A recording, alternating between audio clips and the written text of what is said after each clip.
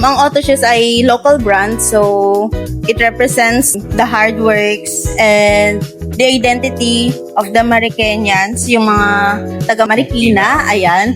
So, doon nag-originate. Yung brand namin, nare-represent lahat ng Filipino. Isa kami sa nagpo-promote na support local. Ayan. Avail kayo ng local products. Siyempre, tinutulungan din natin na magkaroon ng trabaho yung mga Pilipino, kapwa Pilipino na. we support every Filipino. Yes. Kapag handcrafted lahat talaga ng mga products, talagang dun may kita na, ito ay gawa ng Iba ang gawa ibang ng tao. machine sa gawa ng kamay. Kasi ang gawa ng machine kasi sobrang pulido.